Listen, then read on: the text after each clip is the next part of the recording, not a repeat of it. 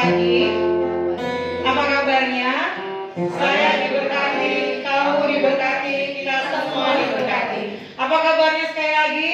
Saya diberkati, kamu diberkati, kita semua diberkati. Mari berikan kemuliaan yang meriah buat Allah kita. Haleluya. Kita memiliki Tuhan Allah yang setia. Amin. Dia tidak pernah mengingkari janjinya dalam setiap kehidupan kita. Kita hanya bisa membalas kasih Tuhan dengan setiap kehidupan kita, dengan kita bersyukur karena kasih-Nya, karena anugerah-Nya dalam kehidupan kita. Mari pagi hari ini kita siapkan hati kita untuk kita menyembah Dia, untuk kita masuk dalam hadirat Tuhan, merasakan kasih dan anugerah Tuhan yang begitu besar atas kehidupan kita. Haleluya. Kau adalah Allah yang setia bagi kami. Engkau Allah yang luar biasa bagi kami, Tuhan. Jesus.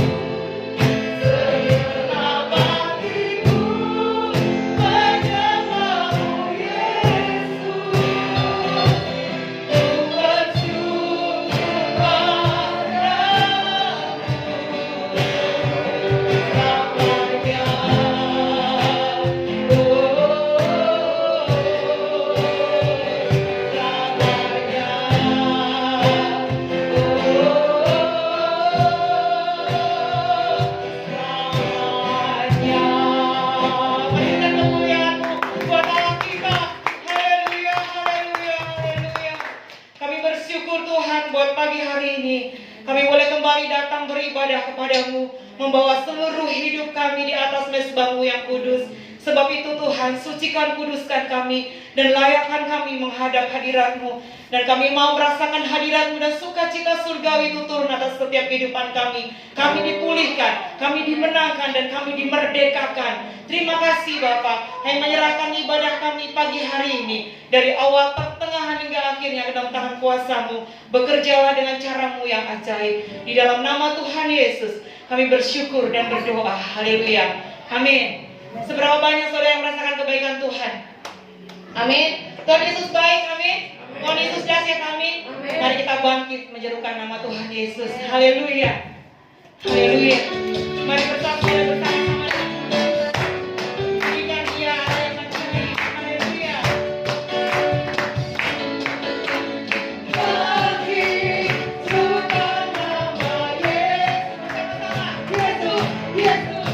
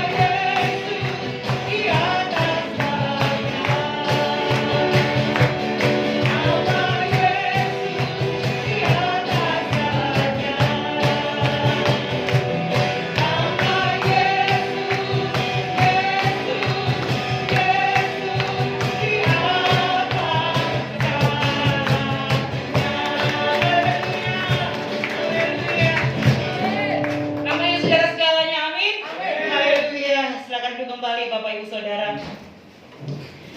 pagi hari ini kembali kita diberikan kesempatan untuk mengingat pengorbanan Tuhan di atas kayu salib bagi kehidupan kita. Mari kita mau belajar mengikuti setiap kebenaran Tuhan dalam kehidupan kita. Mari kita mau belajar meninggalkan setiap hal yang tidak baik dalam kehidupan kita. Hanya dengan kekuatan Tuhanlah kita disanggupkan dan dimampukan. Haleluya, Jesus. Haleluya, Yesus. Engkau telah mati bagi kami Tuhan, dan pengorbanan itu sungguh besar dalam hidup kami. Haleluya.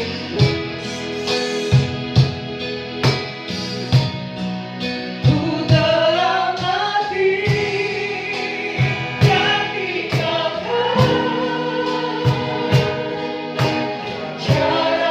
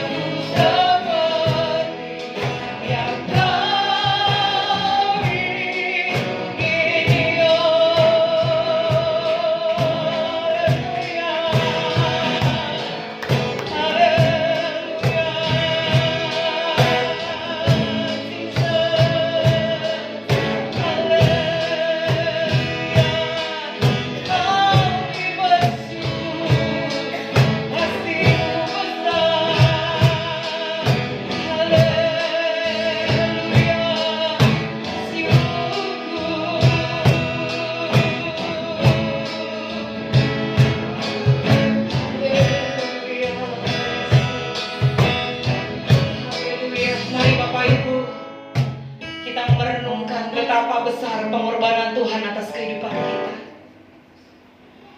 Mari kita belajar bersyukur. Dan kita minta Tuhan menjamah setiap hati kita pagi hari ini. Apapun yang membuat engkau berat, apapun yang pernah mengecewakan engkau, bahkan mungkin begitu banyak luka dalam hati kita.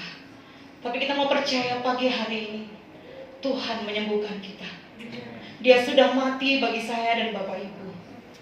Mari pagi hari ini, bebaskan hatimu dan rohmu, biarkan Tuhan bekerja. Menjamah setiap hidup kita. Dia sudah mati di atas kayu salib dan berkorban atas kehidupan kita. Dia membayar dengan darahnya yang sangat mahal. Mari pagi hari ini kita datang meminta ampun kepada Tuhan atas setiap dosa dan kesalahan kita. Haleluya, Yesus. Mari Bapak Ibu angkat tanganmu bersama-sama. Jesus. Haleluya, Yesus.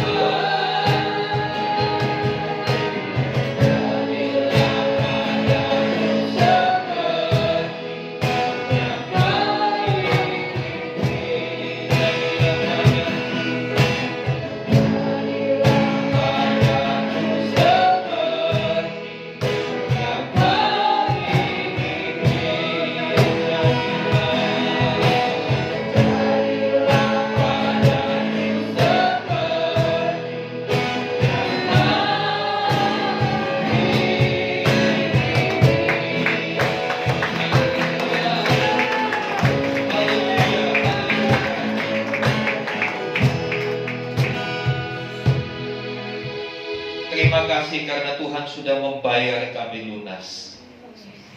Dan sekarang kami jadi milik Tuhan. Sebab itu kami harus belajar untuk hidup dengan caranya Tuhan. Bukan dengan cara dunia, bukan dengan cara kami. Mari Roh Kudus, ajar kami bagaimana kami hidup menurut caranya Tuhan. Biarlah kami meninggalkan semua yang lama. Dan kami beralih kepada hal yang baru. Karena sesungguhnya barang siapa ada di dalam Kristus, ia adalah ciptaan yang baru. Yang lama telah berlalu, yang baru sudah datang. Terima kasih Tuhan. Biarlah hari ini kami semakin dibawa, makin mengerti akan keberadaan kami di tengah dunia. Apa siapa dan bagaimana kami.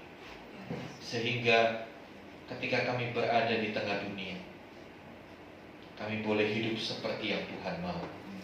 Terima kasih Tuhan. Pujilah nama. Di dalam nama Yesus kami berdoa. Amin. Amin. Silakan duduk Bapak Ibu Saudara. Shalom. Ya, terima kasih untuk praise and worship. Ya, saudara yang dikasih Tuhan, minggu ini kita disibukkan dengan satu kata ini, mudik.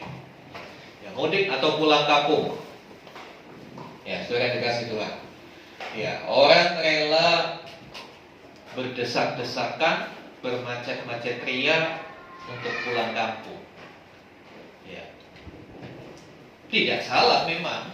Itu bagian dari tradisi tahunan bangsa kita. Ya, tidak ada hukum yang melarang hal itu. Apalagi kondisi pandemi sudah mulai melandai. Pemerintah pun sudah memberikan kelonggaran. Ya, mudik nggak harus pakai syarat macam-macam. Ya, sudah dikasih Tuhan, orang rela menghabiskan tabungannya, bahkan lebih ekstrim lagi sampai ngutang untuk mudik. Saya menjumpai orang-orang yang seperti itu.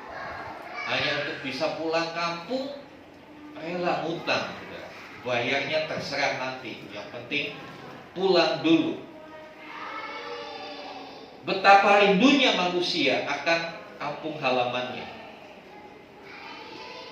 Ada satu kerinduan yang kuat. Ya, kemarin saya ngobrol dengan tetangga, aduh Pak, kan udah 3 tahun saya nggak pulang kampung. Ya. Dia tanya, Bapak pulang kampung kan? Ya, saya pulang kampung bingung mau kemana, saya nggak punya kampung. Itu kan dikasih Tuhan. Ya. Kita akan lihat menurut perspektif Alkitab, sudut pandang Alkitab mudik itu seperti apa. Kita pasti pulang kampung. Saudara yang hari ini beribadah secara onsite datang hari ini, pasti di dalam hati kecil saudara rindu pulang kampung. Betul apa benar saudara? Cuma mungkin karena ada berbagai pertimbangan, ya sudahlah, tahun depan aja, kan begitu. Tapi sebetulnya pulang itu dirindukan semua orang. Ya, pulang itu dirindukan oleh semua orang. Gak ada orang yang gak mau pulang, semua ingin pulang. Sejauh-jauhnya orang pergi pasti ada waktunya dia pulang. Ya. Next. Ya. Kita mau lihat, kalau bicara masalah pulang kampung, ya itu bicara kita pulang ke kampung kita. Ya. Dari mana sih asal kita? Dari mana asal kita, saudara? Iya. Kejadian 1 ayat 27, Kejadian 2 ayat 8 menceritakan kita itu diciptakan oleh Allah. Jadi kita sebetulnya sejatinya kita pulang ya pulang kepada Allah, mau pulang kemana lagi? Betul? Ya, ini satu konsep yang mendasar dalam kehidupan kita. Ya, kita diciptakan oleh Tuhan. Kita tidak ada dengan sendirinya. Ada yang menyebabkan kita terlahir, yaitu Tuhan. Tuhan melalui ayah dan ibu kita, terjadilah saya, terjadilah saudara. Ya, kita berasal dari Tuhan. Kita diciptakan untuk bersama-sama dengan Tuhan. Kalau kita melihat di dalam Kejadian pasal yang kedua, bagaimana Tuhan menempatkan manusia di Taman Eden. Ya, ada orang tanya, Pak, Taman Eden itu di mana? Ya, Taman Eden itu sebelah mana? Sebelah mananya Taman Mini, Pak, Taman Eden. Ya. Saudara, secara nyata Taman Eden itu kalau ditelusuri dari sejarahnya, itu posisinya berada di Mesopotamia. Mesopotamia kalau sekarang itu daerah Irak, kurang lebih seperti itu. Ya. Lebih tepatnya ada beberapa penelitian sejarah mengatakan posisinya itu di satu tempat yang namanya Botswana. Nah, saudara dikasih Tuhan, buat kita itu nggak penting di mana Taman Eden itu ada. Mungkin lebih penting di mana Taman Mini itu ada. Sehingga yang mau ke Taman Mini tahu jalannya, bisa lihat di Google Map. Ya, kita tidak perlu cari tahu di mana Taman Eden. Kita toh nggak bisa ke sana, kan seperti itu, saudara. Tapi yang dimaksudkan Alkitab, ketika Tuhan menempatkan Taman Eden adalah suasana keadaan yang begitu oke, semua tersedia, semua sudah diatur demikian rupa oleh Allah. Dan yang lebih istimewa di Taman Eden, manusia bisa langsung berhubungan dengan Tuhan, face to face. bertatap muka dengan Tuhan. Manusia bisa langsung mendengar suara Tuhan. Ada satu komunikasi, ada satu persekutuan, ada satu fellowship yang luar biasa antara Sang Pencipta dengan ciptaannya. Nah, sebetulnya kalau kita mau sadar, kita mau renungkan, pulang yang sesungguhnya yang nanti pulang ke sana, saudara. Bukankah pepatah mengatakan hidup di dunia ini cuma singgah untuk minum? Ya, dalam bahasa Jawa, urip nang dunia mau mampir ngombe. Singgah untuk minum. Kalau singgah sampai 3 tahun, itu bukan singgah namanya. Itu udah kebetahan di situ. Ya, saudara dikasih Tuhan. Next, selanjutnya. Ya, karena kita punya asal. Kita tidak jadi dengan sendirinya. Kita punya asal usul. Makanya ada kata pulang. Kita punya rumah, kita punya asal usul, makanya kita ada kata pulang. Pulang itu menurut Kamus Besar Bahasa Indonesia artinya pergi ke rumah. Bahasa Inggrisnya back to home. Ya. Atau ke tempat asal, pergi ke rumah atau ke tempat asalnya. Dari mana asalnya kita? Ya. Atau kembali. Kembali ini bicara setelah bepergian kembali. Ya, seperti saudara-saudara, ya. Setelah bepergian ke puncak, kembali dong. Masa mau di sana terus? Ya, nggak mungkin, ya kan? Akan ada waktunya untuk kembali. Ya, kemanapun kita pergi pasti akan pulang. Amin. Kemanapun kita pergi pasti akan pulang. Karena kita adalah pendatang dan perantau. Coba kita buka di dalam 1 Petrus pasal yang kedua. 1 Petrus 2 ayat yang ke-11. 1 Petrus 2 ayat 11, demikian firman Tuhan. Saudara-saudaraku yang kekasih, aku menasihati kamu supaya sebagai pendatang dan perantau kamu menjauhkan diri dari keinginan-keinginan daging yang berjuang melawan jiwa. Saudara yang dikasih Tuhan, dikatakan kamu sebagai pendatang dan perantau. Kita semua pendatang dan perantau di muka bumi. Amin. Sekali lagi tadi sudah saya katakan, asal kita dari mana? Dari Medan? Dari Tuhan. Sementara kita di dunia awalnya ditaruh di Medan dulu, tapi karena sesuatu dan lain hal pergi ke Jakarta. Jadi double merantau, kan? Nah, saya kan dikasih Tuhan. Tapi saudara yang dikasih Tuhan, sebagai pendatang dan perantau, kita pasti pulang. Betul nggak, saudara? Cepat atau lambat, kita pasti pulang. Saudara yang dikasih Tuhan, keinginan daging dikatakan, aku menasihatkan kamu supaya kamu yang adalah pendatang dan perantau, kamu menjauhkan diri dari keinginan-keinginan daging yang berjuang melawan jiwa. Nanti kita akan lihat. Ini yang apa-apa yang wajib dilakukan kita sebagai perantau. Jadi tentunya ada hal yang harus diperhatikan kita sebagai pendatang dan perantau. Dikatakan ada keinginan daging yang berjuang melawan jiwa. Artinya apa? Keinginan daging itu kesenangan yang jahat di dunia. 1 Yohanes 2:7 dikatakan, dan dunia ini sedang lenyap dengan keinginannya. Next. Ya, ini ada gambar orang mati, ada sesuatu yang putih meninggalkan jasadnya. Kematian adalah sesuatu yang pasti. Amin. Kematian itu sesuatu yang pasti. Ya. Kalau sakit, saya punya teman, ini dokter agak ekstrim. Kalau pasiennya tanya, dok, saya pasti sembuh ya? Wah, kalau sembuh belum pasti, Bu. Kalau mati pasti. Dokter bilang gini, wah, syok lah pasiennya. Kira-kira kalau saudara berobat lalu ketemu dokter begitu gimana, saudara? Aduh, nggak balik kedua kali ya. Ya kan? Kita senangnya mendengar kata-kata yang enak di telinga, betul nggak? Kadang-kala kata-kata yang enak di telinga itu nggak sesuai fakta. Sekali lagi, kadang-kala banyak kata-kata dirangkai menyenangkan telinga tapi nggak sesuai fakta. Karena apa? Karena sesungguhnya kebenaran itu kadang-kala menyakitkan, saudara.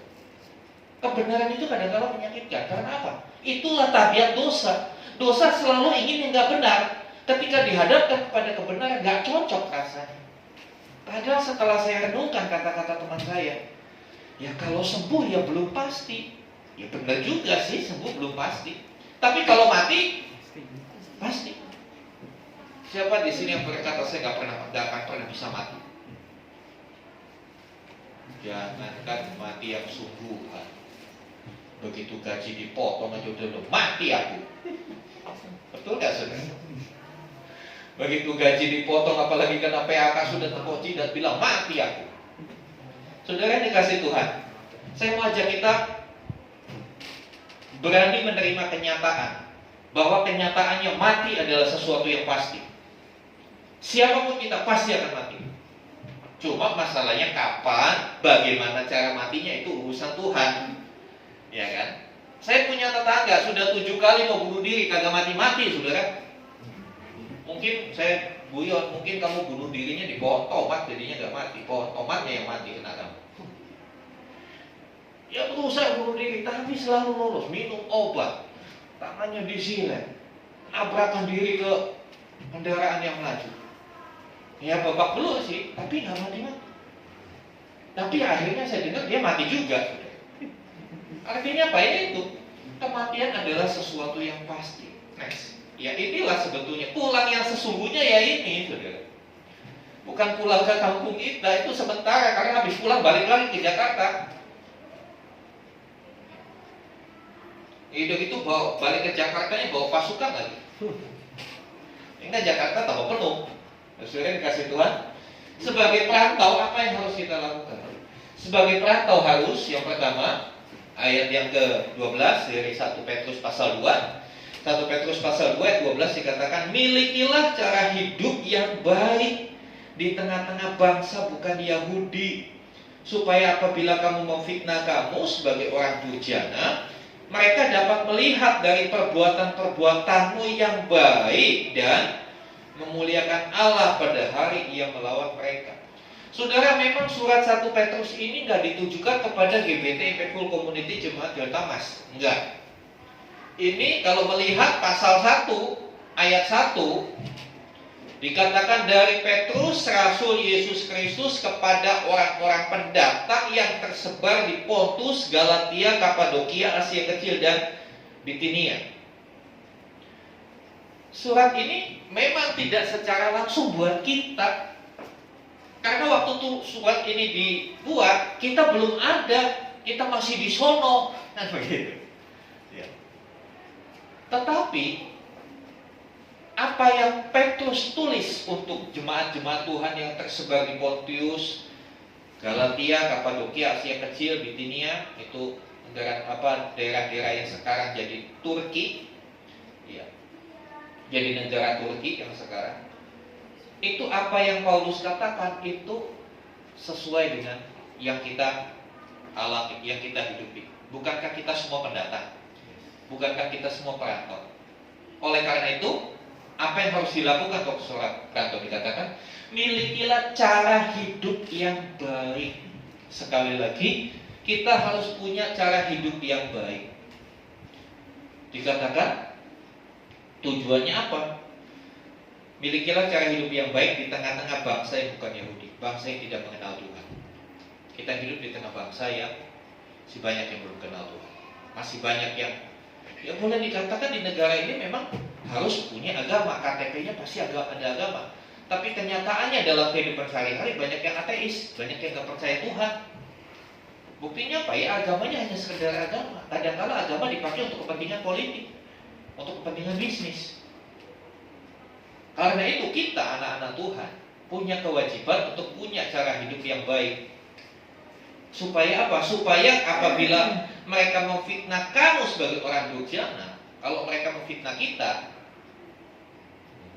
mereka bisa lihat dari gaya hidup kita, dari kehidupan kita, oh ternyata kita nggak seperti itu. Kadang-kala kepada kita, kepada kalangan Kristen, dianggap orang Kristen itu jahat, kafir, bla bla bla bla bla bla. Makanya itu kita punya kewajiban mengcounter, ya, mematahkan anggapan-anggapan itu, bukan dengan berdebat. Sekali lagi saya tidak ajarkan kita berdebat untuk orang-orang yang tidak seiman dengan kita, karena perdebatan itu justru menimbulkan permusuhan. Kita nggak disuruh cari musuh sama Tuhan, kita suruh mengasihi. Amin. Caranya gimana? Tunjukkan cara hidup yang berbeda dengan mereka. Kalau mereka korupsi, kita jangan korupsi. Kalau mereka nggak taat hukum, kita taat hukum. Jadi mereka melihat, oh ini beda, ini beda. Disuruh bikin yang nggak benar, kok dia nggak mau. Dari situ mereka akan memuliakan Tuhan. Kali lagi ini panggilan kita sebagai perantau. Selanjutnya, tunduk. Bukan tundukkan, tunduklah itu. Salah. Tunduklah karena Allah. 1 Petrus 2, 13, 14. Tunduklah karena Allah kepada semua lembaga manusia, baik kepada raja sebagai pemegang kekuasaan yang tertinggi, maupun kepada wali-wali yang diutusnya, untuk menghukum orang-orang yang berbuat jahat dan menghormati orang-orang yang berbuat baik. Ya. Ayat ini sangat relevan dengan kehidupan kita. Kita walaupun punya cara hidup yang berbeda dengan dunia, tapi kita punya kewajiban untuk tunduk kepada pemerintah. Kepada raja, itu berbicara soal pemerintah pusat. Kepada wali-walinya pemerintah daerah. Oleh sebab itu, gereja Tuhan harus tunduk kepada pemerintah di mana kita tinggal. Amin. Bentuk tunduknya bagaimana? Ya ngikutin aturan. Ya kan? Ngikutin aturan. Kalau harus punya KTP, ya bikinlah KTP. Gitu loh, saudara. Kalau harus bayar pajak, ya bayarlah pajak. Ini firman Tuhan loh, kita suruh tunduk. Tunduk dikatakan tunduk karena Allah. Apa artinya tunduk karena Allah? Karena kita diperintahkan Allah untuk tunduk, kita lakukan itu loh, saudara. Mungkin, ya mungkin kita melihat, wah pemerintah kita kok korup ya, pemerintah kita nggak benar nih, di kelurahan tempat sini nggak benar. Ya sudah, tunduk aja. Ingat, kita tunduk bukan karena manusia, tapi tunduk karena kita mengasihi Allah, karena kita menghormati Allah. Allah yang memerintahkan kita tunduk, makanya kita harus lakukan. Sama seperti ketika saudara jadi karyawan. Ketika manajer saudara bilang, kamu bersihin WC. Kamu bilang, loh kan saya bagian mesin, kok suruh bersihin WC? Manajer saudara bersihin WC. Saya tanya, dilakukan nggak? Bukan. Berani membantah? Ya kalau berani membantah, tandanya udah gak mau kerja di situ lagi, kan begitu. Kenapa saudara mau bersihkan WC? Padahal itu bukan job saudara. Karena ketundukan, betul kan? Karena aturan. Demikian juga kita. Kita disuruh tunduk. Oh, pajak naik Pak sekarang. Penghasilan turun, pajak naik. Tapi Tuhan bilang tunduk kepada Allah. Kepada mereka karena Allah. Jadi bagaimana? Ya sudah, bayar aja. Yakin Tuhan pelihara kita. Untuk kelompok penghasilan tertentu, memang saya tahu pajaknya dinaikkan demi keadilan. Banyak orang yang protes, banyak orang yang marah-marah. Kalau saya lakukan. Walaupun penghasilan saya nggak seberapa, sebelum tanggal 31 Maret lalu, saya lapor SPT. Kewajiban saya sebagai warga negara saya lakukan. Memang ribet, iya betul ribet. Tapi saya mau belajar lakukan ayat ini. Tunduklah karena Tuhan. Karena saya menghormati Tuhan. Karena saya menghargai Tuhan. Tuhan memerintahkan saya untuk tunduk, saya lakukan itu. Seperti itu harusnya sikap kita sebagai anak Tuhan. Amin. Kalau kita bisa lakukan itu, nggak ada alasan mereka mempersalahkan kita. Ketika mereka mempersalahkan kita, Tuhan yang bela. Karena kita sudah tunduk karena Allah. Ya, selanjutnya, hidup sebagai orang merdeka, sebagai hamba Allah. Ayat yang ke-16.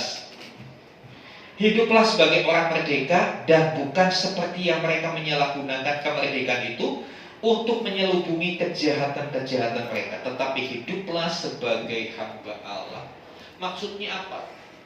Memang gak ada yang akan awasi saudara, gak ada CCTV yang dibuat gereja untuk memantau saudara tiap hari, ngapain aja, berbuat apa aja, gak ada. Saudara bebas. Saudara punya kebebasan mutlak. Saudara mau melanggar firman Tuhan, saudara mau hidup benar, mau hidup tidak benar, bebas. Tapi dikatakan bebasnya itu bebas yang bertanggung jawab. Dikatakan jangan bebas Seperti orang-orang yang menggunakan kebebasan itu untuk kejahatan. Dengan kata lain, kita bebas, tapi bebasnya bertanggung jawab, bukan bebas untuk melakukan kejahatan. Tetap di dalam hati nurani kita ada Roh Kudus yang selalu mengingatkan batasan-batasan dari kebebasan itu. Nah, saudara dikasih Tuhan, dilanjutkan, hiduplah sebagai hamba Allah. Hamba Allah, hamba Tuhan, bukan hanya pendeta. Setiap kita, bukankah kita hamba Allah? Hiduplah seperti itu, saudara, sebagai perantau. Selanjutnya, ayat 17, hormati semua orang. Hormati semua orang, kasihi saudara-saudaramu, takutlah akan Allah dan hormatilah mereka. Hormati semua orang, dikatakan semua orang. Gak ada hormatilah yang kaya saja, yang gak kaya gak usah dihormati, gak ada. Hormatilah semua orang, termasuk pengemis, pemulung, itu harus dihormati. Jangan kita membeda-bedakan kasta manusia, ini kelompok ini kelompok ini. Saya hanya mau golongan dengan ini, saya gak mau dengan ini. Ini perintah Tuhan, bukan perintah saya. Kalau saudara mau berubah, berarti saudara mau berubah apa yang Tuhan katakan, berubah firman. Hormatilah semua orang, ya. Tidak pandang status sosial, status ekonomi, status pendidikan, tetap harus dihormati. Termasuk orang-orang yang membenci kita, termasuk orang-orang yang mungkin bikin susah hidup kita. Karena kata semua orang itu tidak ada kriterianya, tidak ada kriteria orang yang harus kita hormati. Tuhan bilang hormati. Pengertian hormati itu gimana? Bukan berarti kita menjilat, bukan berarti itu iya Pak, bukan begitu. Tapi hargai dia sebagai sesama manusia. Jangan bedakan perlakuan. Banyak kali kita ekstrimnya, ekstrim kiri, ekstrim kanan. Ekstrim kanan nggak mau gaul dengan yang pendidikannya di bawah kita, nggak mau gaul dengan orang yang status sosialnya, status ekonominya di bawah kita, mempunyai dengan orang kaya. Makanya ada istilah grup sosialita, ya kan? Itu kelompok tertentu nggak mau. Coba orang pasar gabung, nggak boleh, nggak diterima. Itu bukan cara hidup kerajaan Allah. Amin. Itu bukan cara hidup kerajaan Allah. Cara hidup kerajaan Allah hormati semua, nggak membedakan. Tapi ada orang, ada kelompok lain yang ekstrim sebelahnya, menjilat akhirnya, menghormati dengan menjilat, punya tujuan-tujuan pribadi. Ini juga salah. Saya menghormati, tempatkan dia sebagaimana mestinya, sebagaimana kodratnya sebagai manusia. Dia dikatakan, kasihilah saudara, kasihilah. Mengasihi ini satu hal yang utama. Selanjutnya, takutlah akan Allah. Ini paten. Apapun yang kita lakukan harus didasarkan takut akan Allah. Ketika kita bekerja, bekerjalah dengan takut akan Allah. Ketika saudara bekerja dengan takut akan Allah, saudara nggak akan korupsi. Kenapa? Saudara tahu Allah melihat kita. Kalau hanya takut sama manajer, begitu manajernya nggak ada, saudara melakukan pelanggaran. Tapi kalau takut akan Allah, saudara akan sadar Tuhan melihat kita. Kita akan sadar Tuhan mengawasi kita. Dia maha tahu. Jadi kapanpun, dimanapun dia takut akan Tuhan. Suami yang takut akan Tuhan, walaupun terpisah lama dari istrinya, dia nggak akan minta nomor WA-nya tukang soto. Nggak mau dia. Dia tetap dalam kesetiaan dengan istrinya. Karena apa? Dia takut akan Allah, nggak takut sama bini. Hari-hari ini kan di luar sana banyak suami-suami yang takut istri. Bahaya takut istri. Kalau ada istri jadi ahli baik, tapi kalau istrinya lagi pulang kampung, saudara dikasih Tuhan, kembangkan sikap takut akan Allah. Karena takut akan Allah ini yang membuat hidup kita benar, yang membuat hidup kita gak aneh-aneh, saudara. Selanjutnya, next ya. Kapan kita pulang? Kapan pulang? Ya kalau pulang dari gereja selesai 2 perekat, selesai 1 itu pulang. Sudah saatnya. Kapan kita pulang? Ya saat tugas kita selesai. Dan yang menentukan tugas kita selesai nggak selesai itu bukan kita, tapi Tuhan. Amin. Yang menentukan kita udah selesai belum di dunia ini Tuhan, bukan kita. Kemudian yang kedua, kapan kita pulang? Ya tunggu panggilan. Kalau belum dipanggil ya nggak akan pulang. Ya kan? Tunggu panggilan Tuhan.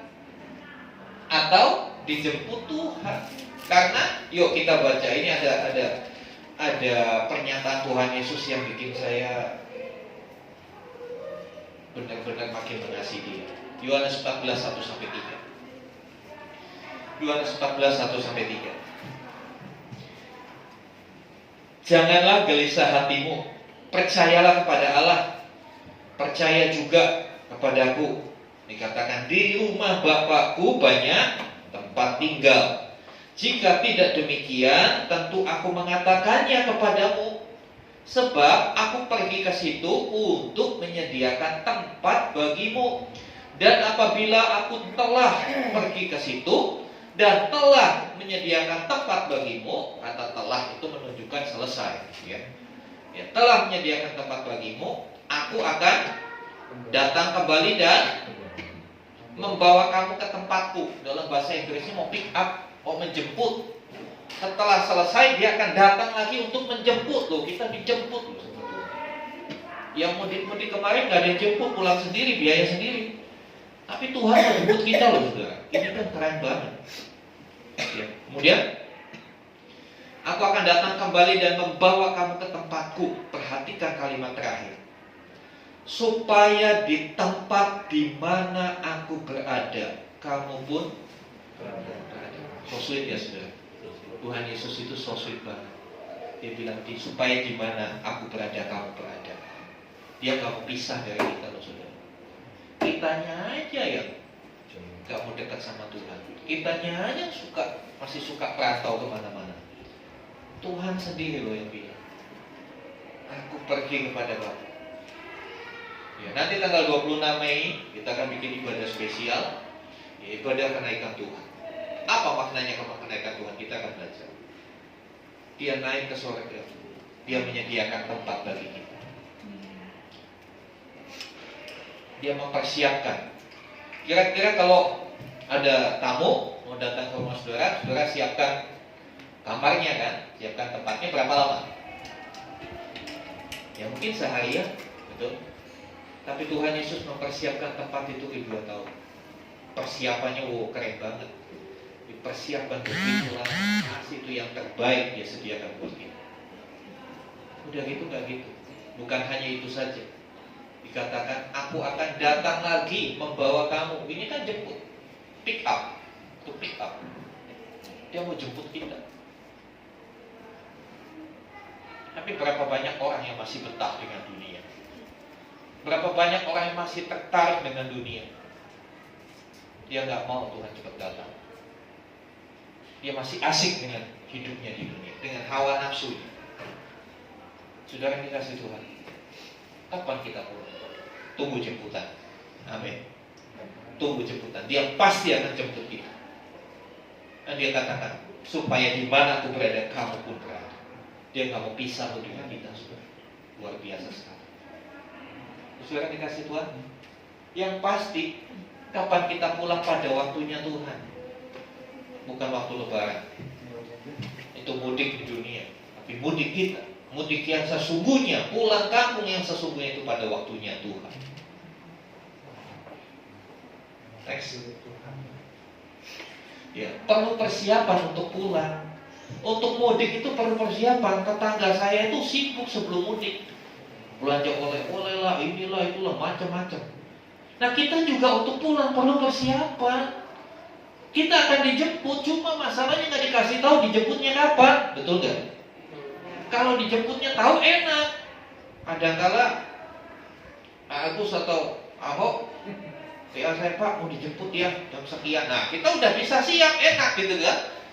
Saya bisa siap. Tapi kalau Tuhan ini nggak pernah kasih tahu dijemputnya kapan. Ada yang udah dapat notifikasi WA? Siapa kapan mau dijemput? Tolong diperiksa dulu handphonenya. Ada udah dikasih tahu mau dijemput kapan? Nah kalau udah dikasih tahu, ini nggak tahu tiba-tiba. Bahkan istilahnya Alkitab datang seperti pencuri, nggak ngomong-ngomong, tiba-tiba datang. Kalau dia, ayo, bingung. Nanti Tuhan, nanti. Tapi dia masih kecil nanti. Iya. Sudah ini kan Tuhan. Ini bukan nubuatan Pak Rudi. Tenang. Iya. Nah ini kan kondisi seperti ini, ketika saya bikin banyolan seperti ini, saudara tersentak. Kenapa? Karena ternyata kita belum mempersiapkan untuk kepulangan kita. Padahal nggak ada yang tahu kapan. Ya. Persiapan pertama harus punya tiket. Betul? Harus punya tiket. Ya. Udah punya belum tiketnya? Kalau kita belum punya tiket ya nggak bisa berangkat. Pak, saya sudah booster Pak. Iya, tapi belum punya tiket. Nggak bisa. Kita harus punya tiket dulu baru bisa berangkat dulu. Tiketnya apa? Yohanes 3:16. Tolong bacakan Yohanes 3:16.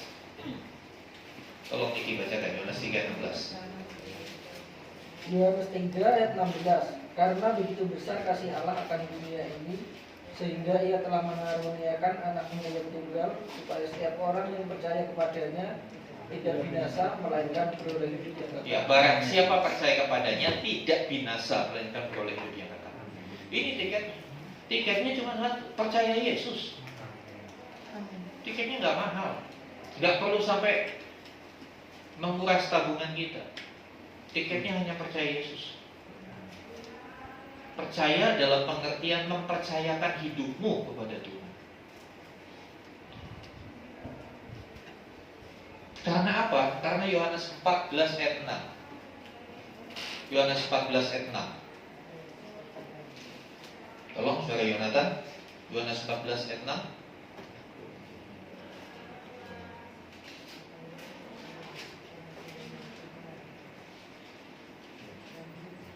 Ketika orang-orang itu melihat mukjizat yang telah diadakannya. Yohanes 14 ayat 6. Kata Yesus kepadanya, akulah jalan dan kebenaran dan hidup. Tidak ada seorang pun yang datang kepada Bapa kalau tidak melalui aku. Ya. Kadangkala ya, kalau kita lihat koran, lihat berita, telah berulang ke rumah Bapak, tapi selama hidupnya gak pernah hidup dalam kebenaran. Bapak yang mana dia bilangin? Takut salah alamat saya. Ya kan kita kan suka semua kematian kan kata-katanya seperti itu. Atau yang sebelah telah berulang ke rahmatullah. Ya kan? Saya takut kesasar gitu aja.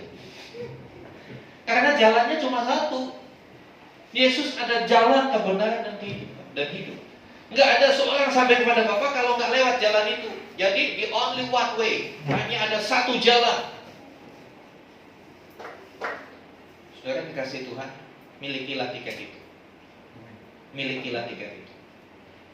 Pastikan tujuannya benar. Kalau saudara beli tiket pesawat, dilihat dulu kan. Jangan sampai tujuannya Medan, tahunya ke Papua, ini panjang urusan nih. Walaupun ya untung bayarnya Medan, tapi kok dapatnya ke Papua gitu kan, untung. Tapi sampai sana nggak bisa balik. Soalnya tiketnya cuma satu kali jalan. Nah ini tiket ini juga one way, saudara. Bukan tiket PT.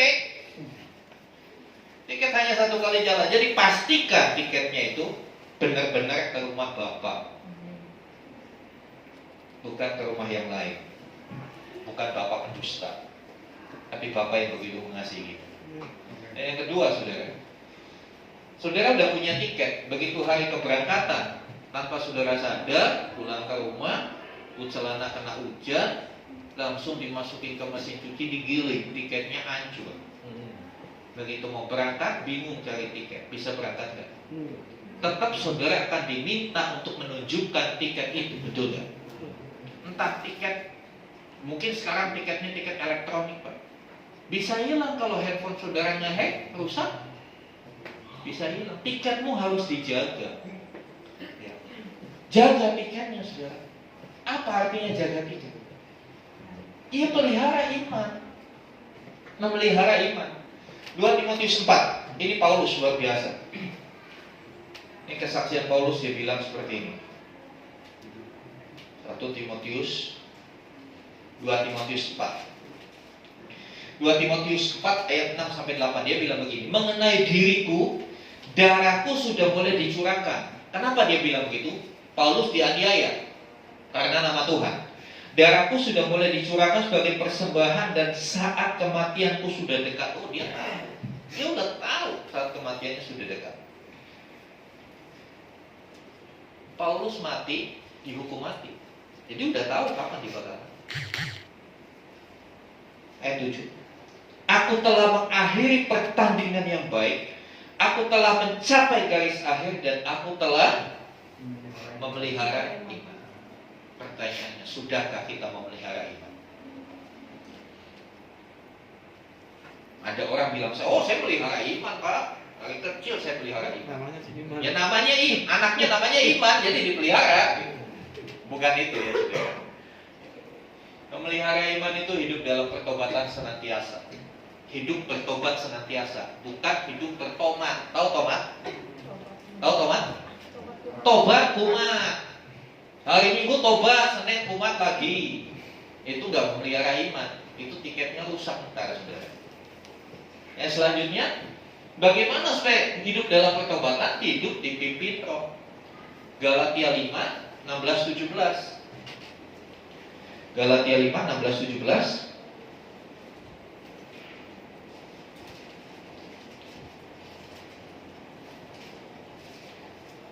Ya, firman Tuhan berkata, maksudku ialah hiduplah oleh Roh, maka kamu tidak akan menuruti keinginan daging. Sebab keinginan daging berlawanan dengan keinginan Roh, dan keinginan Roh berlawanan dengan keinginan daging. Karena keduanya apa? Bertentangan. Sehingga kamu setiap kali tidak melakukan apa yang kamu kehendaki. Keinginan Roh dan keinginan daging dikatakan keduanya bertentangan.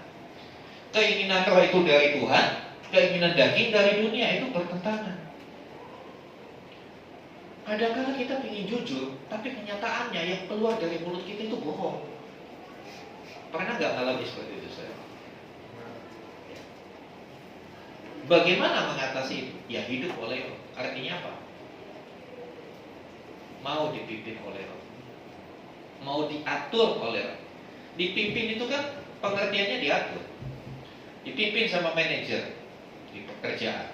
Ya manajer yang ngatur-ngatur kita, dia nyuruh-nyuruh kita. Dan kita yang diatur, ya harus taat. Gak bisa kita bilang gak mau. Ya seperti itu kurang lebih gambarnya. Hidup dipimpin Roh. Apa yang Roh Tuhan katakan melalui firman-Nya lakukan. Apa yang firman Tuhan katakan melalui firman-Nya lakukan, tanpa memperdebatkan itu, tanpa mempertanyakan.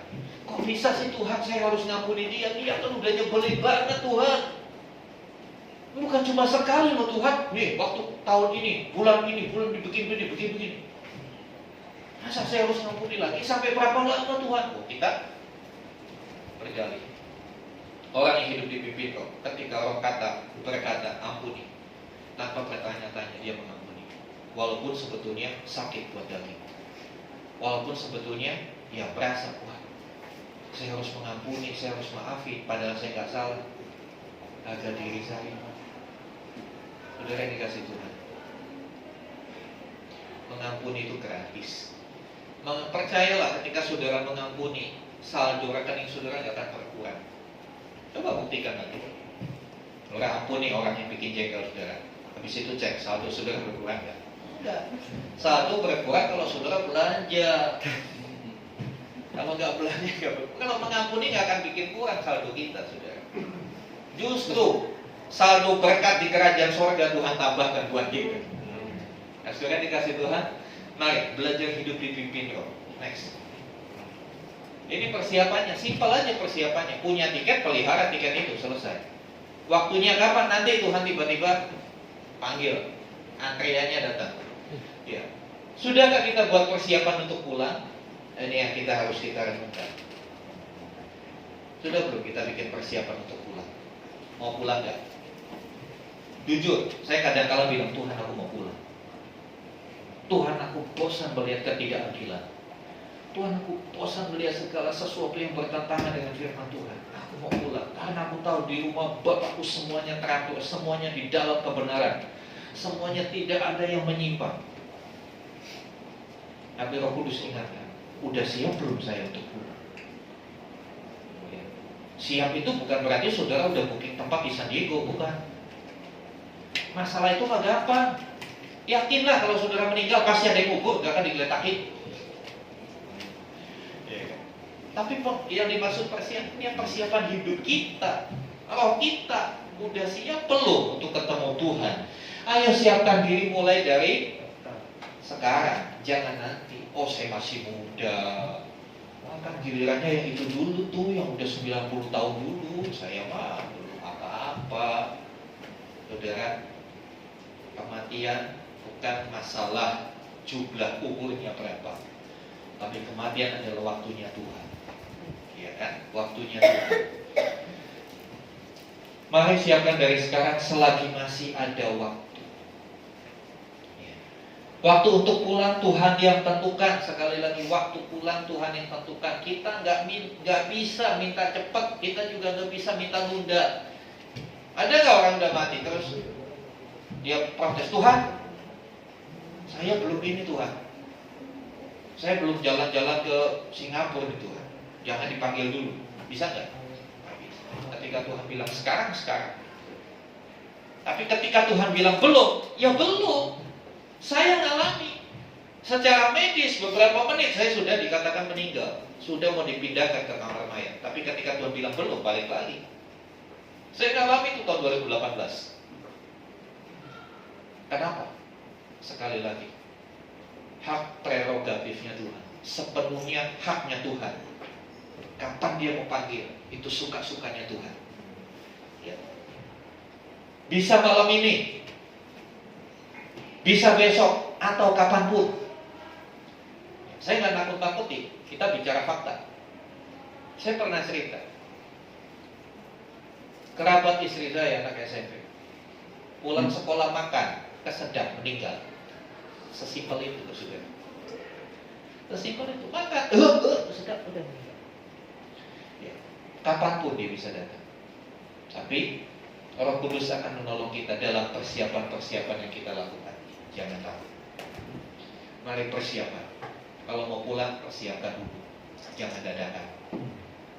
Karena Tuhan kapan saja bisa panggil kita. Sebetulnya beberapa malam yang lalu saya siapkan khotbah yang berbeda dari ini untuk saya sampaikan kepada saudara. Tapi tadi pagi ketika saya bangun, saya berdoa, Tuhan bicara kuat, siapkan umat untuk pulang. Saya kaget, saya nggak tahu Tuhan mau bikin apa. Tapi kewajiban saya sebagai gembala menyampaikan sama saudara. Kapanpun kita bisa dipanggil pulang. Mungkin saudara berkata, wah khotbahnya Pak Obaja hari ini horor. Tapi saya sedang memperhadapkan kepada saudara fakta yang sebenarnya. Saya tidak mau meninabobokan saudara dengan khotbah-khotbah yang menyenangkan telinga.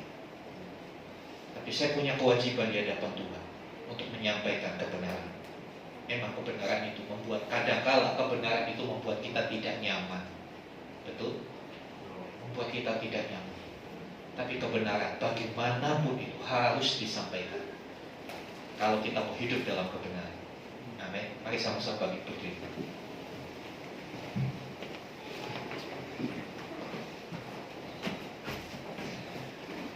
Seorang tidak akan pernah mau pulang kalau dia masih suka tempat itu.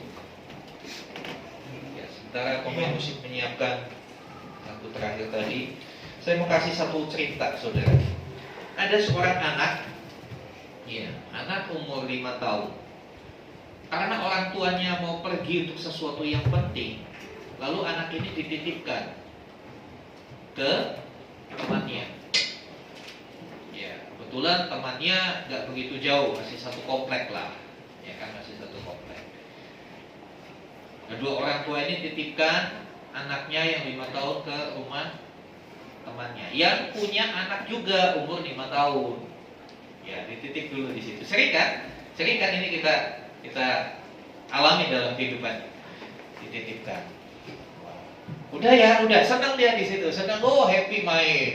Diajak main PlayStation, diajak nonton film Power Ranger, diajak main TikTok. Udah happy tuh anak. Ya. Sudah tiba, sudah sore, ini orang tuanya datang mau jemput anak itu. Anggap aja anaknya namanya Udin. Ayo Udin pulang. Dia lihat, pertama dia senang lihat orang tuanya. Bapak datang gitu kan. Tapi temannya tarik dia.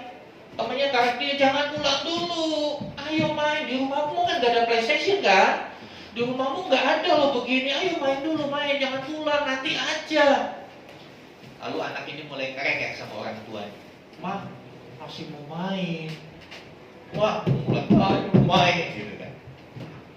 Saudara, mungkin cerita ini seringkali kita terjadi. Mungkin terjadi sama anak kita. Mungkin terjadi waktu kita kecil dulu. Ayo, ingat nggak? Ya kan? Dititipin sama saudara. Waktu dijemput pulang kita nggak mau. Kita masih suka. Kadang-kadang kita nggak berpikir. Tadi pagi, Pak Kudus ingatkan saya akan cerita itu karena saya juga waktu kecil suka dititipin itu. Saya ingatkan. Sebetulnya, ketika kita terlahir di dunia, Tuhan tuh sedang nitipin kita. Sebetulnya ini bukan rumah kita. Rumah kita di surga. Tapi kita terlalu asik di dunia. Bahkan ketika Tuhan mau angkat kita, kita bilang, enggak Tuhan, aku mau suka di sini, aku masih suka di sini. Ada teman kita yang di dunia yang tahan kita. Siapa teman kita itu? Saudara tahu sendiri. Siapa teman kita yang terlalu mempesona kita dengan segala kenikmatan dunia, segala sesuatu yang dunia tawarkan dalam hidup kita, sehingga kita ogah melihat rumah kita di sana. Kita berpikir inilah rumah, ini menyenangkan. Padahal semuanya hanya tipuan. Kalau orang itu biarkan anak itu tidak bawa pulang, kapan waktunya dia belajar untuk sekolah? Kapan waktunya dia mempersiapkan masa depannya? Saudara dikasih, mungkin ini keras buat kita. Tapi ada satu urgensi, ada satu kepentingan saya harus sampaikan. Ayo persiapkan diri. Kita nggak tahu setelah pandemi apa lagi akan terjadi. Tapi saya mau katakan, kalau kita sudah mempersiapkan diri, mau apapun yang terjadi, terjadilah, kita tidak akan pernah takut. Karena sejatinya ini bukan rumah kita. Mau perang dunia ke-3, mau perang dunia ke-4, mau perang nuklir, kita tidak akan pernah takut. Karena ini bukan rumah kita. Dan faktanya dunia sedang lenyap bersama dengan keinginannya. 1 Yohanes 2 ayat 7. Akankah kita dilenyapkan bersama dengan dunia? Atau kita akan tinggal bersama dengan Tuhan selamanya? Haleluya, haleluya, haleluya.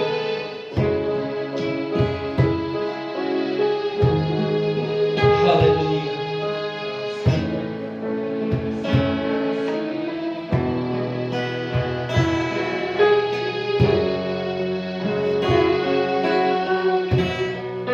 Biar sambil musik lantunkan pujian ini, mari kita merenungkan kehidupan kita. Ingat, kematian adalah satu hal yang pasti. Kematian adalah menjadi satu momen yang berbahagia kalau kita tidak terikat dengan dunia. Karena tempat yang Tuhan sediakan jauh lebih indah dari dunia ini. Tempat yang Tuhan Yesus sediakan jauh lebih sempurna dari yang dunia ini tawarkan. Dan yang lebih luar biasa, dia berkata, aku mau supaya di mana aku berada, kamu berada. Saudara perhatikan kerinduan Tuhan sama kita. Dia begitu rindu bersatu dengan kita. Tapi maaf, kemana kita selama ini? Dia begitu merindukan kita, sementara kita merindukan dunia ini. Please, saudara, waktunya berdoa, waktunya balik ke Tuhan, waktunya kita pulang kepada Tuhan. Haleluya, haleluya. Kita dalam pantaskan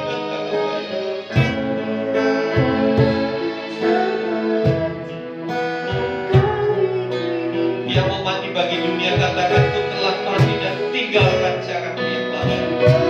Mati dan tinggalkan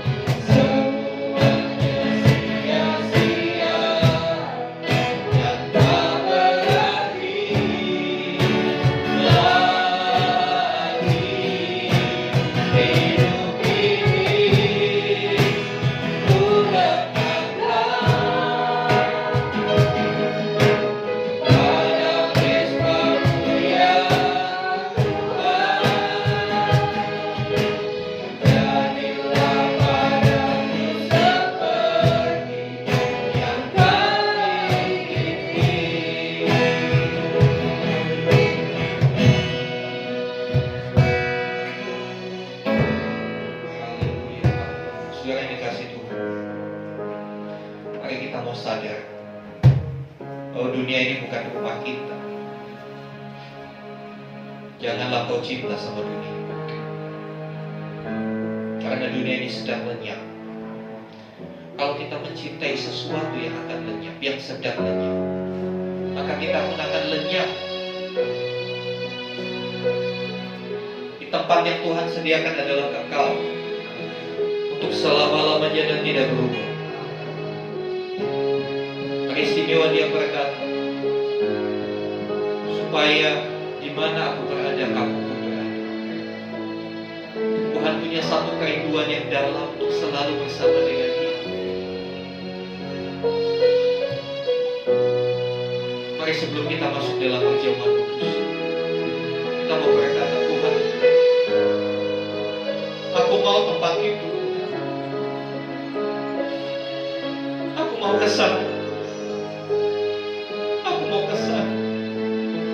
Di dunia seringkali aku diperlakukan tidak adil. Di dunia begitu banyak yang mengecewa, begitu banyak yang menyakiti, begitu banyak ketidakadilan.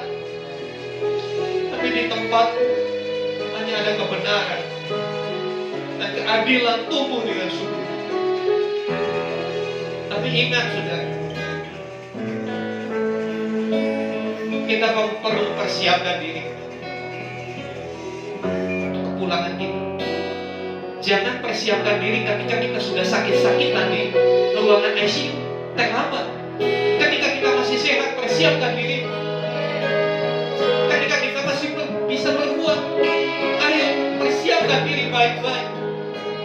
Hidup bukan hanya sekedar untuk mengejar uang.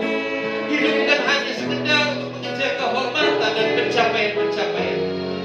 Tapi sejatinya hidup adalah untuk mengejar perkenanan Tuhan. Itu jauh lebih penting dari apapun.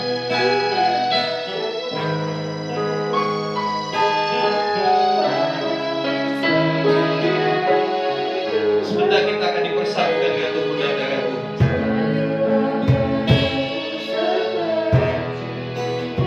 Adakah kita mau mati bagi cara hidup kita yang baik? Naikkan pujian ini kembali. Ku telah mati.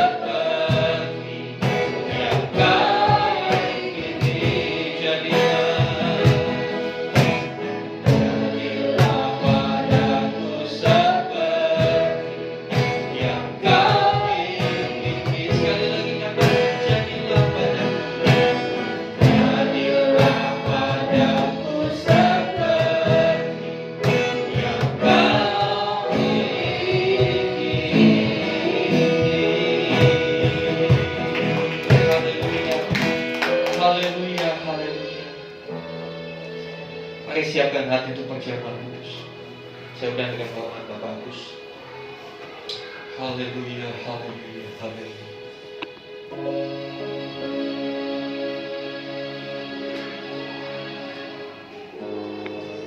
Saudaraku, Tuhan Yesus menginginkan supaya di mana Dia berada, kita berada.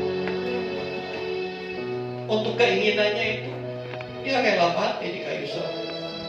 Untuk keinginannya itu, untuk keinginan Dia bersama-sama dengan kita senantiasa.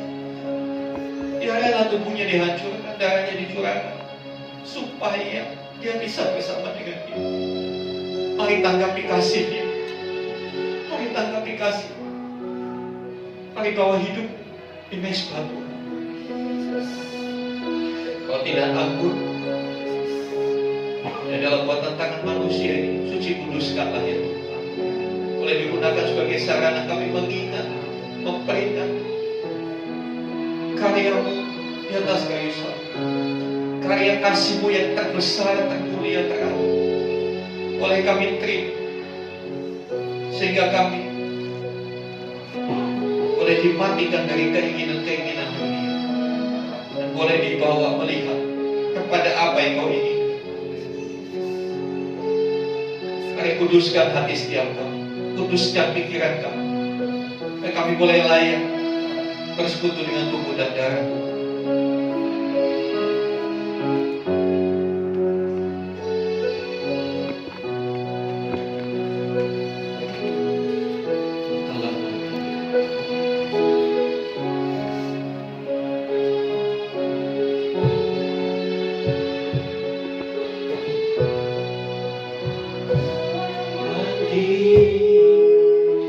Dan tinggalkan cara hidup yang lama, semuanya sia-sia dan tak berarti lagi. Hidup ini ku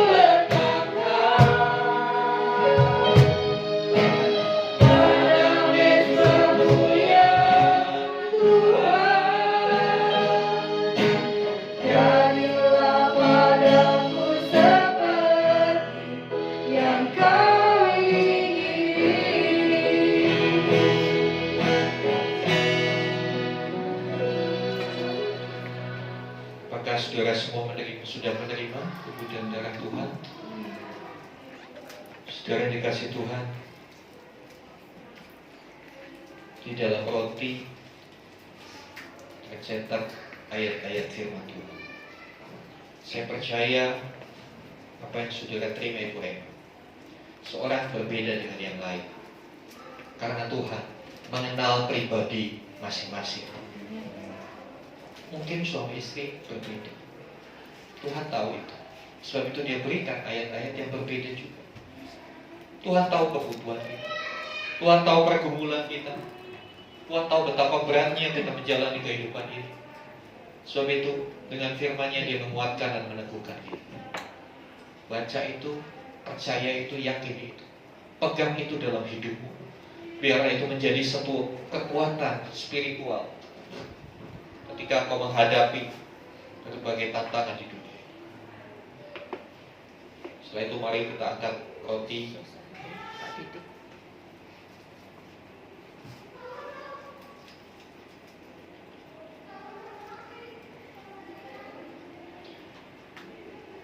Mari kita angkat roti dari kepala dan dengar firman Tuhan. Sebab apa yang telah kuteruskan kepadamu, telah kuterima dari Tuhan, yaitu bahwa Tuhan Yesus pada malam waktu Ia diserahkan mengambil roti, dan sesudah itu Ia mengucap syukur atasnya.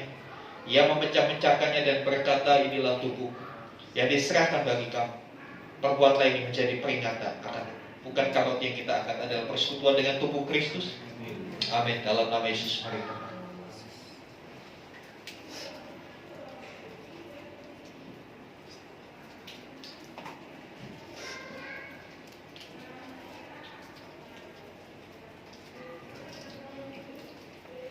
Haleluya, haleluya. Terima kasih Tuhan.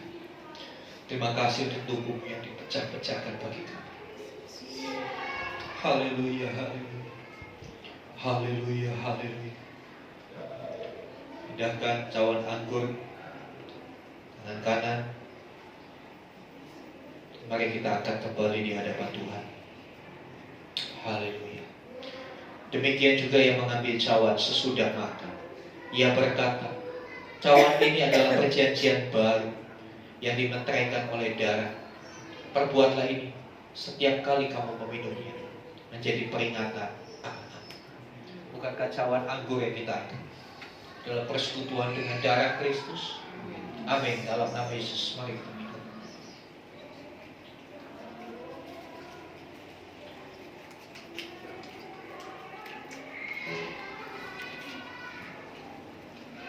Haleluya. Haleluya.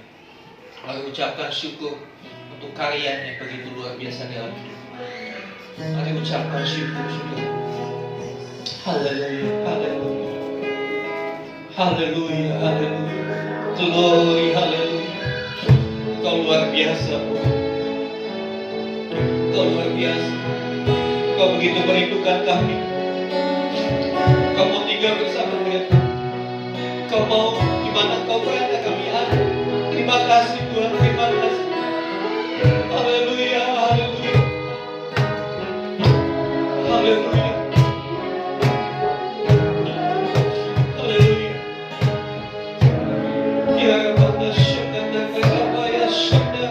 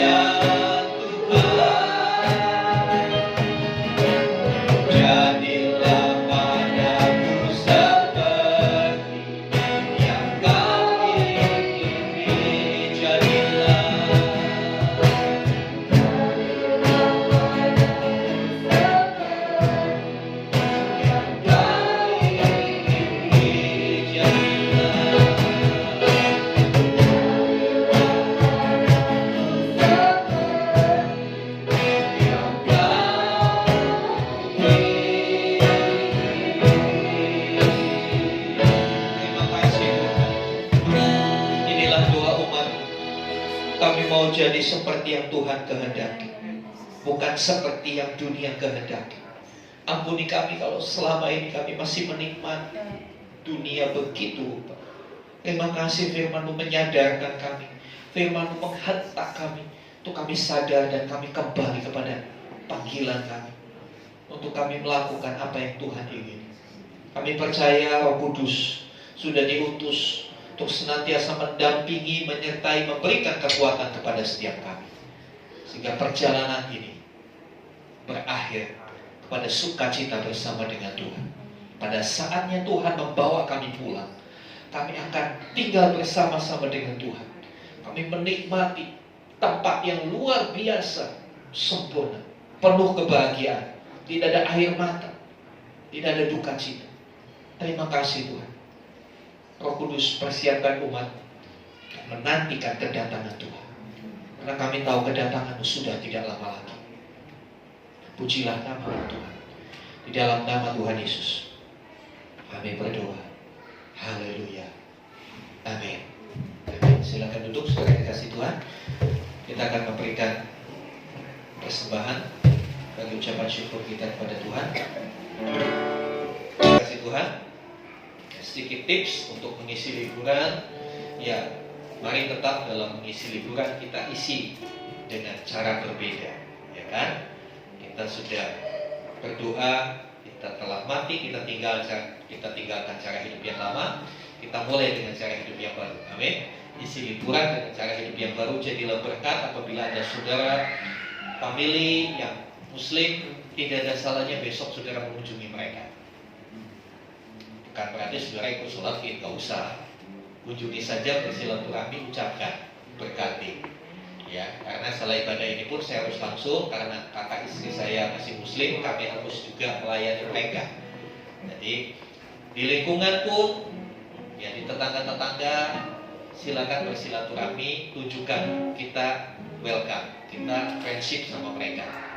Ya, tadi firman Tuhan jelas bilang, dengan cara hidup kita orang bisa lihat kita itu berbeda.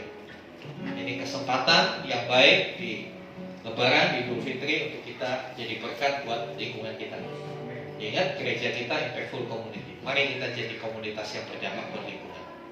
Ya, gak ada salahnya kalau tetangga perlu bantuan untuk bikin ketupat, bantuin. Jangan bantuin makannya doang. Jangan bantuin ngabisin rendangnya, ya kan? Tapi bantuin mereka juga. Ya, karena ketika mereka merasa terberkati dengan kita, mereka akan tanya, kok kalian seperti itu ya? Kok kalian berbeda? Ini kesempatan kita cerita tentang Tuhan. Amin. Ya, saya kira itu. Mari sama-sama kita bangkit berdiri. Kita katakan doa-doa syafaat kita. Ya, saya minta ibu ini untuk memimpin kita dalam doa syafaat.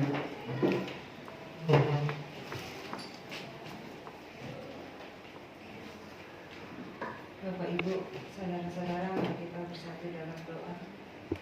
Bapa yang Maha Baik, yang penuh kasih, kami mengucap syukur untuk hari ini Tuhan. Di mana Tuhan menjelang hari Idul Fitri kami boleh bersama-sama Tuhan untuk datang di hadapan-Mu Tuhan Yesus.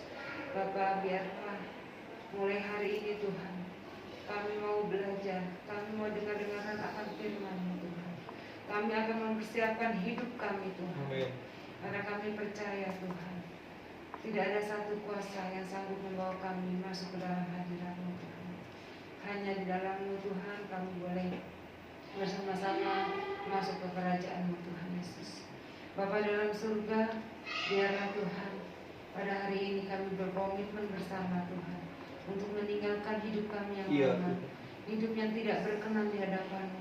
Biarlah kami Tuhan, mulai hari ini kami mau maju, mau melangkah Tuhan untuk lebih baik lagi Tuhan. Tuhan Yesus, terima kasih Engkau begitu mengasihi kami Tuhan. Tuhan, biarlah oleh kasih yang telah Engkau berikan pada kami Tuhan, kami menyerahkan segenap hidup kami, tubuh, jiwa, pikiran kami, untuk terus menyembah-Mu Tuhan, untuk terus mencari wajah-Mu Tuhan Yesus. Bapa di dalam surga, mengucap syukur untuk hamba-Mu Tuhan, Bapak Obaja Irawan, karena Dia telah memimpin kami Tuhan, memberkati kami melalui firman-Mu Tuhan. Biarlah semakin hari kami semakin berkenan di hadapan-Mu Tuhan Yesus. Bapa, persiapkan kami Tuhan, kalau saat-saat ini Tuhan, sebagai kami ada yang berlibur Tuhan, bahkan ada yang sudah pulang kampung Tuhan. Biarlah Bapa Engkau jaga kekudusannya Tuhan, Engkau jaga setiap langkahnya, setiap perkataannya, setiap perbuatannya, tetap menjadikan anak-Mu Tuhan Yesus. Biarlah kami boleh hidup berbeda dengan yang lain Tuhan. Terima kasih Tuhan. Biarlah di menjelang hari Idul Fitri ini juga Engkau ingatkan kepada kami Tuhan, untuk kami merendahkan hati, untuk kami tidak sombong Tuhan, sehingga kami boleh datang ke saudara-saudara kami Tuhan. Kami boleh memberikan semangat untuk saudara-saudara kami yang merayakan Idul Fitri Tuhan Yesus. Bapa dalam surga, oleh kasih anugerah yang Kau berikan kepada kami Tuhan, mereka juga boleh merasakannya Tuhan. Terima kasih Bapa, memberkati untuk jemaat-jemaat-Mu di tempat ini. Kalau pagi hari ini kami sudah beribadah, Biarlah Tuhan sertai kami setiap permasalahan dan pergumulan yang kami hadapi Tuhan. Kami percaya bersama Tuhan Yesus tidak ada yang sulit Tuhan. Kami percaya bersama Tuhan Yesus beban kami ringan Tuhan. Tuhan Yesus memberkati jemaat-jemaat kami yang saat ini pulang kampung, Kau memberkati. Memberkati juga Tuhan yang dalam keadaan sakit, biar Kau sembuhkan Tuhan. Dan pagi ini juga kami teringat untuk saudara kami kekasih Bu Suesti Tuhan. Kami mengucap syukur atas kelahiran yang Tuhan telah berkati Tuhan, sehingga Bu Suesti dan anak yang dilahirkannya boleh selamat dan saat ini boleh kembali ke rumahnya Tuhan Yesus. Itu karena anugerah Tuhan Yesus. Terima kasih Bapak, memberkati Bapak RT RW kami di mana kami beribadah, tetangga kami. Engkau memberkati Tuhan sehingga pulangnya mereka dari kampung Tuhan, dia tetap boleh bersama-sama dengan kami lagi Tuhan, dan kami boleh saling menghargai Tuhan. Terima kasih Tuhan, sebentar kami akan pulang Tuhan. Engkau memberkati kami melalui hamba-Mu Tuhan. Terima kasih Tuhan. Haleluya. Mari buka hati saudara, mari angkat tangan, kita menerima berkat dari Tuhan. Kasih karunia rahmat dari Allah Bapa kita yang di surga, di dalam kasih dan karya Tuhan Yesus Kristus, bersama-sama dengan bimbingan Roh Kudus, terimalah berkat-berkat jasmani, terlebih lagi berkat rohani. Jadilah berkat dimanapun Tuhan menempatkan kita. Karena itu pergilah, jadikanlah semua bangsa muridku. Baptislah mereka dalam nama Bapa dan Anak dan Roh Kudus. Ajarlah mereka melakukan segala sesuatu yang telah Kuperintahkan kepadamu. Dan ketahuilah Aku menyertai kamu senantiasa sampai kepada akhir zaman. Demikianlah Tuhan Yesus kelak akan datang kali yang kedua, menjemput kita, membawa kita masuk dalam tempat yang telah Dia sediakan, supaya di mana Tuhan Yesus berada, di situ pun kita boleh berada. Terima kasih Tuhan. Di dalam nama Tuhan Yesus kami berdoa. Haleluya. Amin.